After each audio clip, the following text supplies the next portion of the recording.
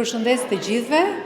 Ju falenderoj që keni ardhur në këtë takim me autorin Pashko Camaj, doktor Pashkon, për të prezantuar, për të folur, për t'ju njohur me dy botime të tij, botime që për fat i kemi të sjella në Shqip nga Shtëpia Botuese Onufri dhe është kënaqësi që në këtë eveniment, në këtë panajir të librit në Toronto, të kemi edhe zotin Bujar Hudhri.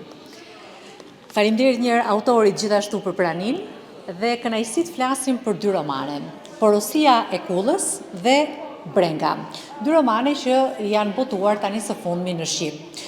Unë do ta nis së pari me atë që autori ka shkruar në hyrje të romanit Brenga.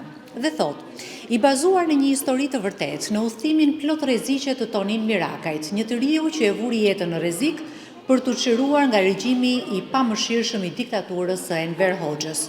Ky roman u dedikohet viktimave, burrave dhe grave, fëmijëve që kanë jetuar, punuar dhe kanë vdekur në tmerre të pabesueshme, por kanë qëndruar pas fijeve të shpresës kur janë përballur me demonët e komunizmit. Zoti Camaj, ky roman me titullin Brenga është, siç e shkruani dhe ju, një roman që bazohet në histori të ndodhura realisht. Është një roman që përcjell të gjithë dramën, të gjithë tragjedinë, do thoja unë, të shqiptarëve që jo vetëm provuan emigracionin ilegal, jo vetëm provuan për ndjekjet që vinin pas këtij emigracioni, por edhe tmerret e burgjeve komuniste në Burrel, në Spaç, ashtu si kundër përshkruhen në roman. Përse e ndjet këtë nevojë për të sjell një histori që në fakt Shqipëria, shqiptarët duhet ta kenë gjithmonë në qendër të vëmendjes. Pra, në kujtesën e tyre kolektive, gjithmonë duhet të studiojnë çfarë ka ndodhur gjatë periudhës komunizmit dhe duhet të kuptojnë në mënyrë për të mos harruar. Faleminderit tjerë, është një kënaqësi e jashtëzakonshme të jemi këtu. Për nanat, gëzuar dita e nanave, se në Amerikë festojmë ditën e nanave, Mother's Day, urime.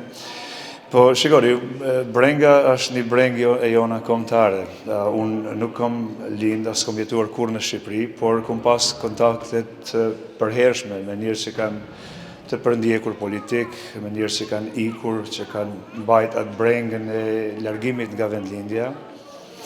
Dhe përmes brengës jam munduar që të flas për një dhimbje tonë kombëtare, për një vujtje, për një brengë reale, duke u lënë jetë, duke u lënë dritë atyre të cilës kanë mund të shkruaj, sepse vujtjet e Burrelit, e Spaçit duhet të dinë, duhet gjenerata që vinë të flitet për diçka që ka qenë aq e llimshme, por që na shliron, sepse nëse nuk flasim ne, kush do flas? Dhe unë jam munduar përmes një personazhi real, një farë Tonin Mirakaj, i cili sot është gjallë, 92 vjeçar.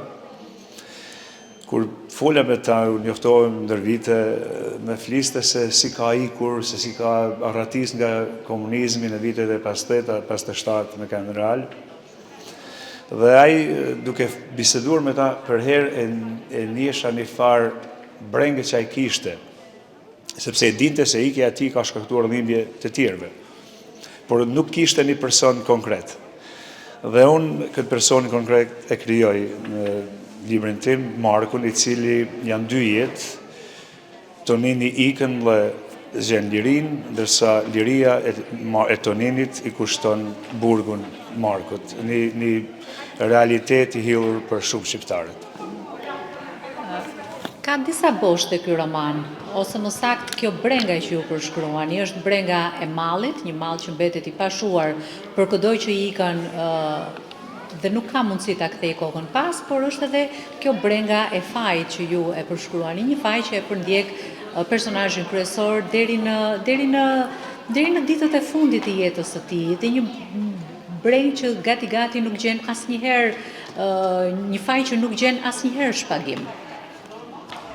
Unë në të dy librat, si në Porosinë e Kullës, si në Brengën, merren pak me fajin, ndoshta nga fakti në fenë time, në katolik, dhe kem një lutje që është puna e penimit, që thot parafërsisht për fajin tim, për më të mallin fajin tim.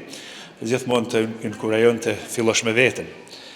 Dhe në Brengën ajo faji është të dy, sepse Tonini thot çfarë fajit kam bërë unë dhe çfarë brenget baja në jetë, sepse e din Se ikja ati ka shkaktuar një dhimbje të jashtëzakonshme një personi atje pa fajshëm. Dhe ky faj i Toninit e shpreh në mënyrë se si ai jeton këtë, por është edhe Marku që është fajsor, edhe ai ka fajin e vet. Faji i tij është i vetëm që mbeti aty në Shqipëri, por e ka dhe fajin atë brengën sepse në vujtjet e tij shpirtërore, kur e rrahnin, kur e nënçmonin, kur e bashnin të gjitha të këqijat që komunizmi shqiptar i kishte inventuar, kishte krijuar në kohën e komunizmit, ai urrente Toninin. Dhe ndër vite, në Burrel, në Spaç, e kupton se urrejtja ndaj Toninit ishte gabim. Dhe ai ishte gabimi i tij, ai don me çdo kusht që t'i thon Toninit me fal, se unë kam katënuar që të kam urryer ty, sepse ti s'ke bën faj, ti vetëm ke kërkuar atë që ata jep Zoti, të jesh i lirë, të kesh të drejtë, të vendosësh për jetën tënde. Dhe kjo është brenga të dyve që i afron, kjo dhimbje që duhet për të cilat duhet të flitet. Ka një parathënie të bukur Brenga, që është shkruar nga një tjetër autor i jashtëzakonshëm, i cili ndoshta i ka përjetuar të dyja këto brengat, edhe brengën e mallit, nga se ka qenë në burg edhe larg familjarëve të tij, po edhe brengën e fajit, sepse nëpërmjet burgut të tij u ka shkaktuar dhimbje edhe një tragjedi, një plagë që mbeti e hapur për gjatë gjithë viteve të diktaturës familjes së tij. Parathënia është shkruar nga Visar Zhiti, nga një simbol gjithashtu i burgjeve komuniste shqiptare. Dhe ai në thelb e quan këtë një roman kujtese. Përse është e nevojshme ta kultivojmë këtë lloj kujtese? Këtë lloj kujtese për diktaturën dhe tragjedinë që ka shkaktuar. Po, kur i ka shkruar parathënien Visari në biseda me ta, më thonte që Marku jam unë, Marku i romanit tënd jam unë. Fatkeqësisht janë shumë Marka, edhe Maria ose tjera me emrat femnor, që kanë vujt të njëjtin fat në Burrel, në Spaç, në vendet në tmerrin e komunizmit shqiptar. Dhe unë mendoj që është e nevojshme të shkruhet kjo për gjeneratat që vinë. Për ata të mësojmë sepse historia përsëritet. Por çka është e rëndësishme që gjërat të shkruhen dhe jo vetëm nga ata që kanë jetuar të merrin. Visari ka shkruar natyrisht, Axef Plumi ka shkruar edhe tjerë. Por është e rëndësishme të shkruajnë edhe ata që se kanë jetuar pikërisht atë, edhe unë kush më larg se unë as kam jetuar në Shqipëri kur, por sikur sa ajo vjersha e Ndërmjedjes që shkruan për Hanën, bukurinë e Hanës, edhe unë shkruaj për Shqipërinë nga se e shoh nga larg, për të kufinit natyrisht. Dhe besoj që kështu duhet të japim jetë përmes ndjenjave tona, me fjalët tona të thjeshta, ndoshta edhe pa një shërim të thellë, por është e nevojshme që gjeneratat e reja të kuptojnë se ka kaluar Shqipëria, çfarë ka kaluar, dhe kush është fajtor. Jo për hakmarrje, jo për që të marrim diçka nesër dhe të revanshohemi ndaj atyre që kanë shkaktuar dhimbje, por sikom duhet të ballafaqohemi me atë merr që ka shkaktuar komunizmi. Dhe ku më parë dhe ku më mirë që me një një falje, me ajo mia culpa, me ajo për fajin tem, për më të mallin fajin tem, dhe ajo s'ka ndodhur në Shqipëri. Dhe ajo duhet të ndodhet, dhe pikërisht për këtë jam munduar që të jap jetë atyre njerëzve të cilët kur kush s'ka thënë me fal. Zoti Camaj, ky roman vjen në vazhdën e një lloj letërsie që në Shqipëri është quajtur letërsia e burgut ose burgologjia, dhe që e kanë lëvruar autorë si Lubonja, si Visar Zhiti, Pjetër Arpnori, i famshmi rrënopër me treguaj Atë Pater Zef Plumit. Në të gjithë këto libra, po edhe në këtë roman tuaj nuk ka urrëtie. Edhe në fund romani përfundon me një rikthim simbolik, por edhe me një zhveshje nga përgjegjësia e madhe e fajit. Por kurse si nuk ka urrëtie, nuk ka ndjenjë revanshi. Nëse ka diçka të bukur të thuhet për librin tim, është pikërisht ajo, sepse është fillimi ka qenë jo nga urrëtia, por nga dashuria. Edhe mesazhi im është kryekput, se s'ka urrëtie. Ka urrëtie ndaj ati sistemi, asaj kohe, urrejtje për të di, për histori që ta mësojmë, por nuk ka urrejtje që të revanshohemi. Dhe prapë ndoshta kthejmë tek ajo besimi im, se në fund të fundit njeriu kërkon rekoncilim, kërkon falje, kërkon që të jetë, të zhgarkojnë këtë breng nga shpina e vetë, sepse nuk jetohet me këtë breng. Dhe kjo breng që e ka jetuar komi në popullin shqiptar, në veçanti në Shqipëri në kohën e komunizmit, duhet që të na lejojnë, të na lirojnë, sepse e vërteta liron. Dhe kthejmë prapë të ajo më parë që thash, është e nevojshme që të dihet kush ishte shkaktar i kësaj dhimbje dhe në fund të fundit dikush të kërkoj falje për këtë. Nuk e di, është vonë, kur nuk është vonë të thohet më fal, na falni, kem gabuar, është bë gabim, të mësojmë nga kaluara që mos të përsitet kurrë. Ky roman ka disa boshte narrative, por ato më kryesore lidhen me atë sistem survejimi, tmerri, dhunimi, përdhunimi të dinjitetit të njeriut, veçanërisht në burg, por edhe jashtë. Çfarë kanë bërë shqiptarët sipas jush me këtë lloj trashëgimie, për të cilën e thatë pak më parë nuk është kërkuar kur falje? Po, pikërisht ajo se s'ka ndodhur, nëse shohim Markun kur del nga burgu dhe edhe kur shpëton nga burgu dhe aty vuan edhe një dritë që e takon një mësuese të fshatit dhe bjen dashuri, edhe ata janë dalin në atë kohë. Domethënë, është një vazhdim i një terrori i cili fatmirësisht ka përfunduar, por i ka pasojat e veta. Dhe unë besoj, si ka ndodhur edhe në vende tjera të Evropës lindore, në ato të cilat kanë vujt nga komunizmi, jo ndoshta i komunizmit të stilit të Shqipërisë, por duhet të kem një rekoncilim kombëtar. Edhe ai fillon prapë me atë na falni. Dikush duhet të kërkoj falje për këto, jo për revanshizëm, por dikush duhet të thonë ka qenë një periudhë të tmerrshme dhe dikush duhet të kërkoj falje. Edhe pa falje nuk ka historia e vërteta na liron, duhet të na lirojë. Diku në roman, narratori shtron një pyetje që është shumë thelbësore dhe me cilën janë marrë filozof, sociolog, shkrimtar, autor të njohur. Çfarë është liria?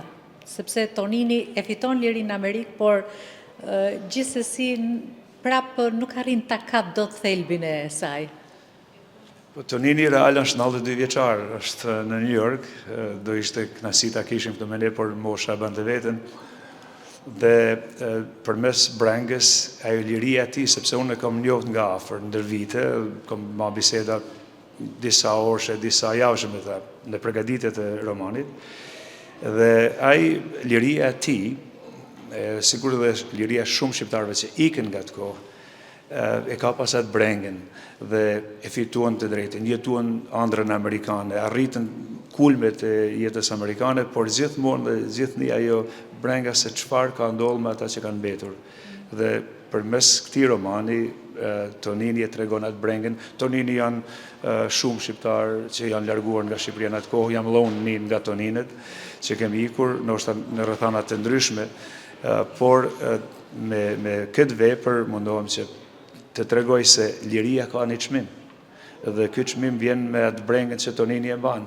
Ai largohet nga Shqipëria, po kurrë nuk ndahet nga vujtja, nga dhimbja për Markun, për Shqipërinë, për trullin, për tokën e vet. Në disa pjesë të romanit përsëritet ideja se e vërteta është gjëja më e rrezikshme në Shqipëri.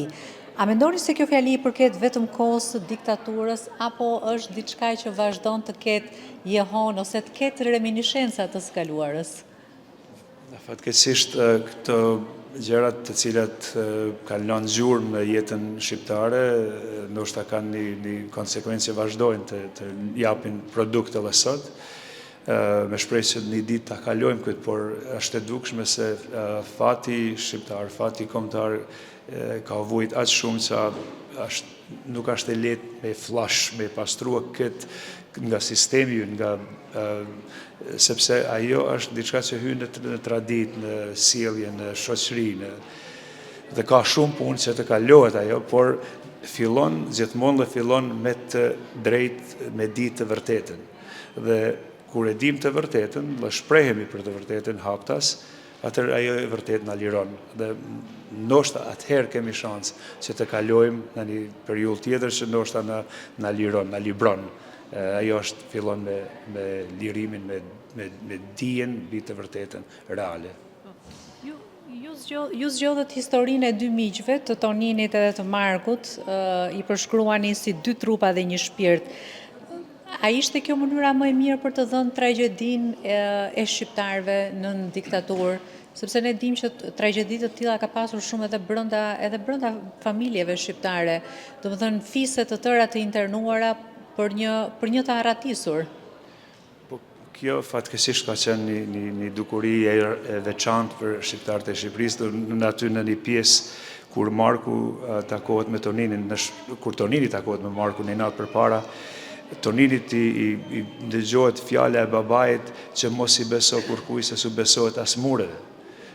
Ju dini ata që kanë jetuar në Shqipëri në atë kohë dinë se edhe muret kanë pas vesh dhe kanë dëgjuar dhe pikrisht ajo është problemi që është ndoshta edhe pasojë e sotme që kemi, sepse njerëzit kanë krijuar një atmosferë ku nuk është besuar, nuk i ka besuar baba djalit ose djali babës ose nanës ose vllai vllait ose familjarit, domethënë këto kanë pas pasojë të rënda të cilat duhet si shoqëri të ballafaqohemi me to. Dhe ajo prapë fillon me dijen e qartë se ku është e drejta, ku është faji dhe kush e shkaktoi këtë faj, sepse nuk maskohen gjërat, ato duhet të dalin në dritë. Vetëm kur dalin në dritë, studion në këtë mënyrë, bisedon në këtë mënyrë, ato të japin mundësi të lirohesh.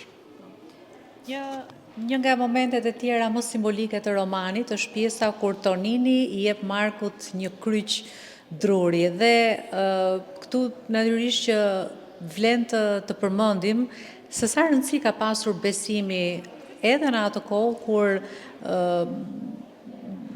kur feja u ndalua në Shqipëri me ligj. Ishte besimi që ka mbajtur gjallë shpresën sidomos për zonat e veriut, zonat katolike, edhe i ballën ku nga është personazhi kryesor. Simbolika e kryqit është natyrisht krijesa ime, por nuk e kam krijuar unë, sepse ajo vjen nga Bibla, Krishti ban kryqin për të gjithë popujt, për gjithë njerëzimin. Dhe në atë moment kur ndahen këta dy, unë e di se çfarë do të ndodhë me këta dy, por një diçka që Marku e merr me veten në burgjet, në burrel, në spaç dhe mban gjithë jetën në xhaketën e vet fshehur, ajo simbolika e kryqit dhe peshën që bën, sakrifica, vujta dhe gjitha këto janë pjesë simbolike nga Bibla, por të cilat prapë japin atë mundësi njeriu të beson se edhe pas gjitha të merreve, edhe pas burrelit, edhe pas spaçit, edhe pas vujtjeve, vjen një ditë e bukur, një ditë e mirë. Dhe vjen edhe për Markun, edhe për Toninit, por kjo ditë duhet të sqarohet që ta kuptojnë historia, ta kuptojnë të rinjtë, veçanërisht gjeneratët që vinë, se ka kemi kaluar, se çfarë vujtesh kemi kaluar si komë.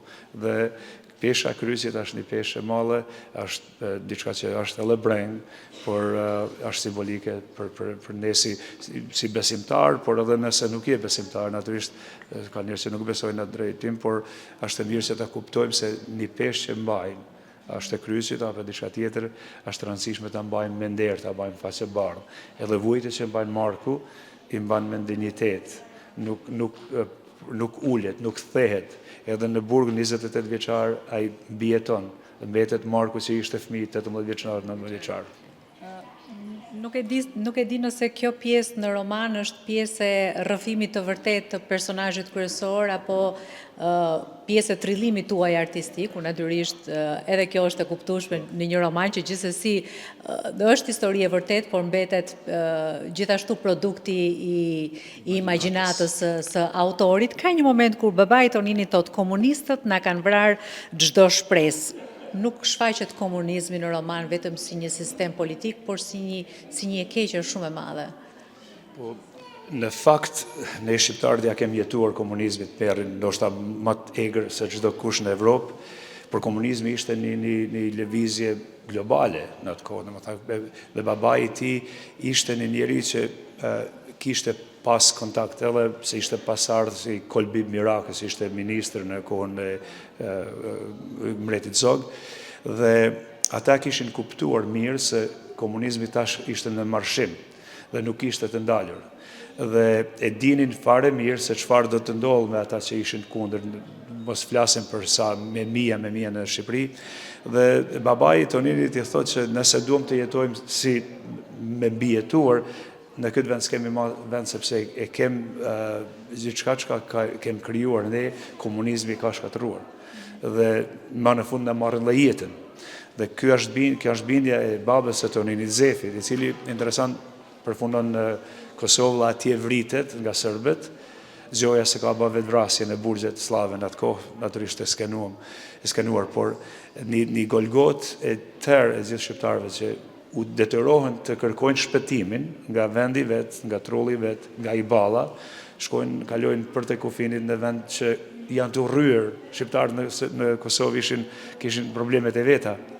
Dhe pastaj këta kërkojnë më ardhë në Amerikë, natyrisht, por të merri që komunizmi, produkti i komunizmit ishte ky, që të ben, të largon nga shtëpia, të largon nga digniteti, të largon nga familja, të largon nga jeta, dhe së të lënë të as të jesh i ri, as të mendosh. Dhe kjo është rëndësia e librit, që të flasim pak për këtë sistem si një scourge, një tmerr i njerëzimit, por me një kostet të jashtëzakonshme për ndër shqiptarëve.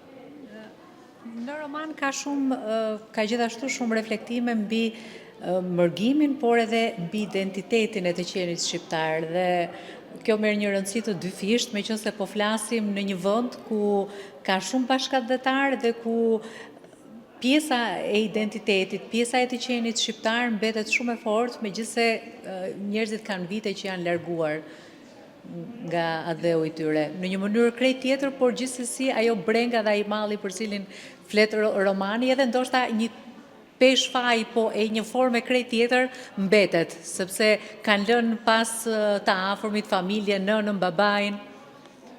Ne, një realitet i hillur për ne shqiptarëve, për arsye të ndryshme, për arsye historike, të shikojmë shpërnguljet shqiptare kanë qenë gjithmonë në pa. Unë si një njeri ikur nga një shtet që nuk ishte laq monstruoz sa i përket sistemit komunist, në vitet 85, janë 21 vit, por ne ti kur, ose të larguar nga vendlindja, e mbajmë këtë pesh një farë faj, sepse kur të largohesh nga vendi vet, e humbë besoj drejtën edhe të jesh kritik ndaj çfarë po ndodh me vendin tënd, sepse ti je larguar. Dhe ne bajmë kritika shpeshherë për çfarë po ndodh atje, po pse s'kem qëndruar me ba ma mirë, me ndryshuar, me rrit atë vet, me ngrit. Prandaj pak kemi edhe na një faj, unë për ato flas si në Brengën, si në porosin e Kullës, ai faji ynë, sepse unë kam në familjen time kam 15 gjenerata që kanë jetuar në një kullë, që e pa një shtëpi modeste, dhe unë një ditë largohem për gjithmonë, sepse ne këtu janë kanadez, atje jem amerikan, fëmijët tanë akoma ma tepër amerikan, për gjeneratën të tretë mos flasim, por ne si ajo gjenerat lidhëse me të kaluarën dhe të ardhmen, mundohemi që përmes aktiviteteve si ky sot, si këto ditë këtu në Toronto, si me libra natyrisht, të japim një këndveshtrim ose një shikim, një mundësi gjeneratëve që vinë pas të dinë se kush janë, kush është Shqipëria, të shikojnë me dashuri për Shqipërinë, të punojnë, të jenë, të integrohen natyrisht, por mos të harronë se ku kanë rranjët, ku kanë trungën, me shpresë që të japin edhe frute, ndoshta bota është një fshat global, dhe besoj që me këto lëvizje që shohim, ndoshta shqiptarët do kthehen mbrapa dhe do ta shpëtojnë Shqipërinë përsëri, sikurse edhe të kaluarën, sepse gjithmonë e mira e Shqipërisë ka ardhur nga jashtë, gjithmonë. Ne pak kaluam të flisnim edhe për Porosinë e Kullës, romanin tjetër tuaj, një roman autobiografik, por para se të kalojmë tek Porosia e Kullës, dua ta mbyll me një personazh tjetër të romanit Brenga, të Priftit Petro, i cili simbolizon besimin, por edhe faljen, dhe është një figurë, edhe pse periferike, ka një rol të dorës së parë në roman, sepse jep atë mesazhin e fuqishëm që ju doni të përçoni. Petroja më nevojit për Markun të jetë dikur, se Marku ishte burgos kap nga komunistët në moshën 20 vjeçar dhe s'kishte një krijesë tepër të thellë. më nevojit një Petro që ishte maj pjekur, natyrisht me mosh, por që ishte edhe prift. Dhe më interesoj që ishte prift, unë jam katolik, po më interesoj të ishte prift nga jugu, të ishte ortodoks, sepse më interesoj të jetë diversiteti që kemi, që në është bukuria, është një lunti, një gift, lurat nga Zoti që kemi. Dhe Petro ishte aty për ta gajt, për ta drejtuar Markun në ato të merret e tij, në ato vujtjet e tij, dhe ai ishte si guri i fortë si Pietri që është guri themeli i kishës katolike, i fesë katolike, kristiane, ashtu dhe Petro ai ishte në burg për Markun. Dhe ajo dinamikë e jetës së tyre së bashkut, edhe gjithë këto vite, dhe darja tyre, njëri shkon në jug, tjetri shkon në veri, e ka të simbolikën e vetë, por prapa jo, pesha e kryqit, libri fillon me një kvotë nga Biblia, sensi biblik dominon, jo se jam prift ose kam, por më duket se përmes këtyre frazave, përmes kësaj simbolike, i jap mundësi njeriu që të falë, që ta kuptoj se edhe ai që të ka përdhënuar, të ka vrarë, të ka mohuar, duhet në fund të fundit ta falësh edhe ti, sepse falja të liron, sikurse kur dim diçka të liron, edhe falja, me kërkuar falje, me pranua, me fal tjetrin, me fal edhe gabimin e tjetrit. Nuk është shumë lehtë me pranua faljen dikujt tjetër që thotë më fal se të kam bërë diçka. Por është besoj më e rëndësishme nëse ti si person ja fal atij tjetrit atë mëkatin që ta ka shkaktuar. Dhe romani mbyllet me atë që unë do ta quaja devizën tuaj, pra që kujtesa është forma më e lartë e përgjegjësisë morale. Dua të lexoj edhe një pjesës nga romani dhe ka lidhje me një pjesë, me një fragment shumë bukur atë të letrës. Ja, për këtë doja të takoheshim, tha Tonini, dhe vendosim mbi tavolinën e vjetër letrën që kishte ruajtur për dekada. Duart i dridheshin lehtë, ndërsa e hapte me kujdes, sikur po prekte jo një cop letër, por vetë jetën e tij të mbetur pezull në kujtime. Jashtë drita e pasdites binte mbi verandë, ndërsa zëri i tij ngadalë merrte peshën e viteve të heshtura. Në çastin më të errët më fajsoi, tha ai për Markun, dhe kishte të drejtë ta bënte. Për një moment heshti, pastaj shtoi me zë të ulët. Unë zgjodha lirin, por liria ime u bë shkak për dënimin e tij. Në atë çast, dukej sikur e gjithë jeta e Toninit ishte mbledhur brenda asaj fjalie. Besoj që me këtu e mbyllim këtë bisedë të bukur për romanin tuaj Brenga, për të kaluar tek një tjetër vepër. Të dyja romanet janë botuar nga shtëpia botuese Onufri, dhe me njerë pas bisedës tonë mund t'i gjeni edhe në stenda. Është Porosia e kullës, një rrëfim, këtu jemi plotësisht në një rrëfim autobiografik, një rrëfim gjithashtu mbi largimin, mbi vitet e emigrimit, mbi vështirësitë e përshtatjes, mbi atë odise të gjatë për të arritur deri në Shtetet e Bashkuara, por edhe me ruajtjen e këtij simboli dhe gati-gati identifikimin me atë që përfaqëson kulla. Ky element kaq i bukur i Shqipërisë së Veriut. Unë e kam thënë her pas here, kjo titulli lidhet me një akt real në libër, mendimin edhe të botuesit Bujar Hudrit, i cili më drejtoi në këtë drejtim për një titull të tillë, cilin e falenderoj, sepse të kesh një libër të botuar nga shtëpia botuese Onufri për mua është një ëndër e madhe, dhe diçka që kurse kisha pas të drejtë ta besoja, por falenderime. Kur flasim për kullën, natyrisht se kullat kanë simbolikën e jashtëzakonshme veçanti në veri të Shqipërisë, ku ato kulla ishin natyrisht gurit për qendresën, për ruajtjen e identitetit. Kulla natyrisht është e gurit, po mund të jetë, për mua mund të jetë edhe një kasole e vogël, ashtu thotë edhe Besnik Mustafai në parathanjen. Kulla e ka, pavarësisht se është ndërtuar nga guri apo nga diçka më e butë, kurse kasollat, për ne është kull, është ajo që na mban. Dhe ikja ime nga ajo kull simbolike është se jam larguar, e kom lënë vetëm atë kull, me ceka më parë 15 gjenerata kanë jetuar në këtë kull këtu që është në pjesën e librit, në mbulesën e librit anglisht, Dreaming from the Trunk of an American Car, që është libri original, dhe aty e kam atë kull, fotografinë e kullës. Ajo kull, prapë thom kull, po është një shtëpi modeste, por aty kanë jetuar disa gjenerata para meje. Dhe unë një ditë me motrën time Binjake, hajtë se po shkojmë në një odisej. Dhe me të vërtet ishte odisej, sepse nuk e di sa prej lexuesve ose ata që do lexojnë librin kanë kaluar kohë të mbyllur në bagazh të një veture, megjithëse ishte veture mall amerikane, është një tmerr shumë vështirë të përshkruhet. Sepse duhet ta tregojmë pak Odisejën e largimit tuaj, u larguat për në Jugosllavi, mandej në Meksik, ishte një rrugë shumë e gjatë deri në Shtetet e Bashkuara.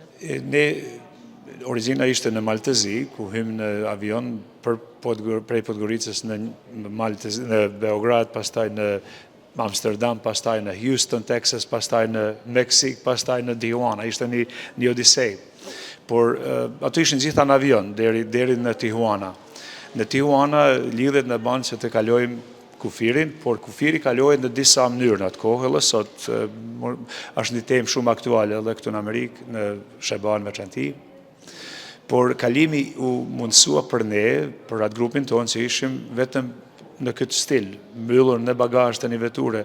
Dhe është një tmerr i jashtëzakonshëm që janë mbyllur në veturë, dhe unë besoj që s'do kisha mund të bijetoj atë, po se kisha pas motrën time Binjake, se ajo ishte guximtare, ishte trimnesh, dhe ajo ta mos u lodh, do kalojmë. Ishte një ultim disa minuta, 20 minuta, ndoshta një orë, por për mua më duke si 100 vjetë. Në hyrje të librit ju shkruani, kur errësira e bagazhit të makinës gëlltiti diellin, më kapi paniku. Çfarë simbolizonte kjo errësirë për ju? Paniku është real, klaustrofobia është reale, ka njerëz që janë klaustrofobik me hyrë në elevator, në lift, me ascensor. Por unë deri në ditë kur isha kënë në gjendje, nuk ishte vetëm fakti se ishim mbyllur, por ishte edhe fakti se nuk dinim.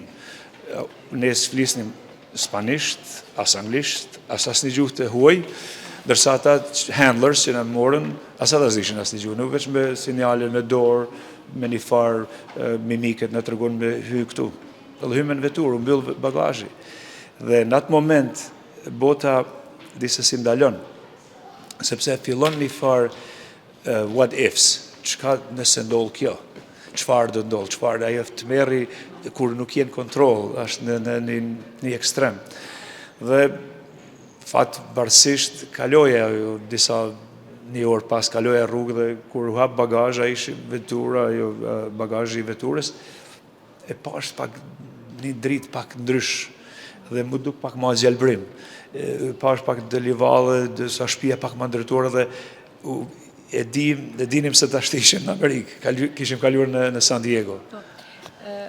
Ne pam tek romani Brenga, dy miq, një shpirt dhe dy trupa. Kam përshtypjen se edhe këtu në këtë roman jeni një shpirt edhe dy trupa.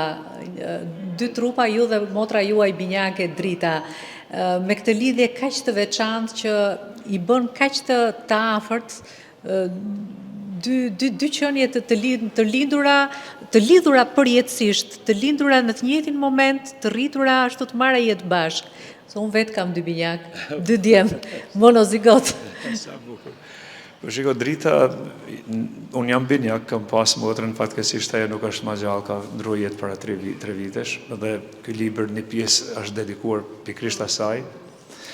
Dhe ata që janë binjak mund të kuptojnë atë lidhjen me binjakën tjetër, por ne në lidhje kjo odisea, kjo rrugtimi ju në lasma tepër. Dhe unë e kom shkruar në libër, pa Dritën nuk do të kisha kalu, ishte Drita që më banë nep të dritë. Dritën e kam edhe në romanin Brenga, simbolike prapë, sepse Drita është diçka që nuk ka vetëm një emën, por është një simbolik. Në realitet Drita ishte ajo që na udhëzonte, ajo pak edhe e fliste frëngjishtën që në ndihmoj pak në Meksik, se kuptoj pak ma letë se shqipja jo në thyrë.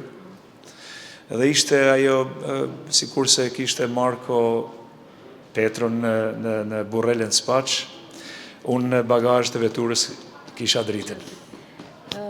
Drita si personazh, por edhe drita si metaforë në jetën tuaj. Shkruani, ky kërkim për të zbuluar lumturinë që më kishte rrëshitur nga dora në vendlindje ishte forca shtytëse për udhëtimin tim. Në këtë roman ju prekni edhe jetën e emigrantëve në Shtetet e Bashkuara, që natyrisht edhe për të gjithë ata që janë këtu dhe që e kanë provuar se çfarë është emigracioni, ka një periudhë të dhimbshme, të vështirë, por që diku pastaj, dikur e ka atë dritën në fund të tunelit.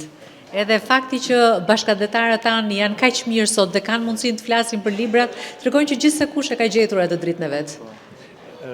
Amerika përfshi edhe Kanada, natyrisht, janë vendet e cilat janë unike për ne shqiptarëve si një vend i mundësive që të arrisim maksimumin ton. Dhe fakti se bile në biseda shpesh me Bujar Hudrin, flasim se një shoqëri, si që jenë në shqiptarë, që jenë klase parë të emigrantëve për ne, kur arrisin që të arrin të bajnë panajire librash, të blejnë, të shesin libra, të shkruajnë libra, ajo të regon se kanë arrit një standard të jetës pak më të mirë se ata ajo klasa që vetëm me ushqy, me hangër. Ne të gjithë kur kemë marrë në Amerikë, fillimet e kemë patur të mbjetojmë, të gjejmë vetën në këtë vend të madh, mundësit kufizura për ne se s'kishim gjuhën, s'kishim shkollat, s'kishim ato, s'kishim këto.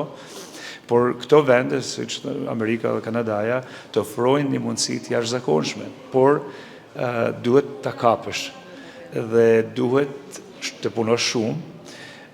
Thot ajo në prap tek Zoti thot ndihmoj pak, të ndihmoj edhe unë pak. Domethënë, ne duhet ta ndihmojmë veten me aktivitetin tonë, me punën, por këto vende siç janë ndihmojnë, të japin mundësi.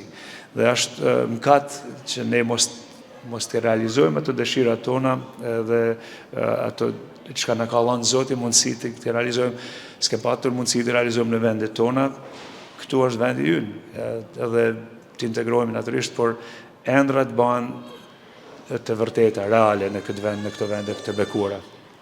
Doktor Pashko, unë nuk dua të zbuloj më detaje nga romanet, sepse dua t'ja lë në dorë lexuesve që ti lexojnë, ti shijojnë dhe të shtrojnë edhe ata pyetjet dhe dilemat e tyre, ashtu si kundër keni shtruar ju shumë pyetje, shumë dilema, disa prej të cilave i jepni përgjigje, dhe njëra prej tyre është: a i kam tradhuar paraardhësit e mi duke lënë të vetmen botë që ata njihnin, meqense përmendet edhe ato 15 brezat, dhe me këtë pyetje dhe me këtë dilemë dua ta mbyllim bisedën.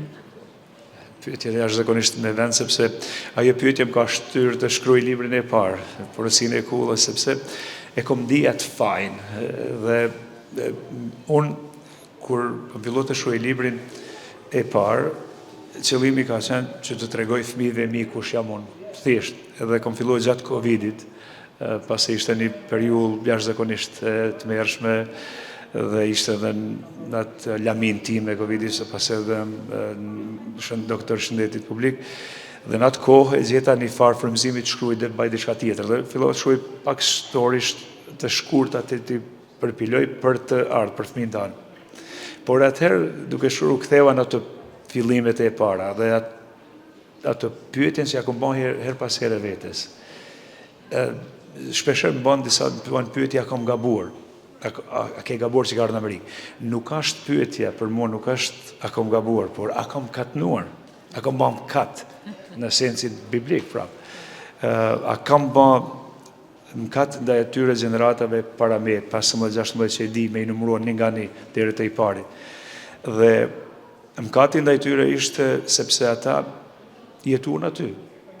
Pse edhe ata kishin pas mundësi ndoshta të largohen, po mbetën aty, mbetën besnik, me vështirësina, ndoshta edhe me sakrificat jashtë normës humane, vujtjeve që ndoshta nuk përshkruan, por ata mbetën aty. Ndërsa unë largohem. Tash se unë vi tek përgjigja se s'kam katnuar, sepse e gjej edhe në Bibël se nuk është mëkat.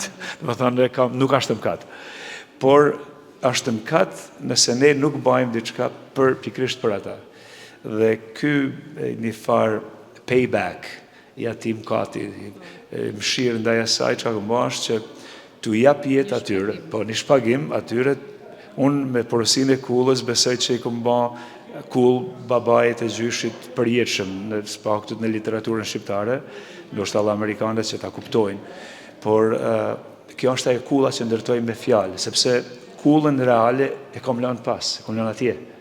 Por duhet ta ndërtojmë një kull këto. Edhe kjo kull ka atë formë ndoshta ndryshe nga ato kullat atje, por edhe kjo kull ja vlen të ndërtohet. Kjo kull ndërtohet duke shkruar, duke bë aktivitete se kjo, që lam mundësi gjeneratave që të dinë kush janë.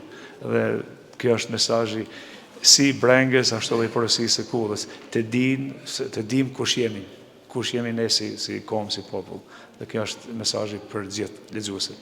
Doktor Pashko, unë ju falenderoj shumë për bisedën, më duk sikur ishim tek ai programi im Një grush librash, po unë ju pres në Tiranë për ta regjistruar bisedën për televizionin, sapo të vini. Pra, kjo bisedë le të jetë si një ftesë për lexim, për porosinë e kullës dhe për brengën, 2 romanet nga doktor Pashko Camar. Ju falenderoj shumë. Shumë falenderoj.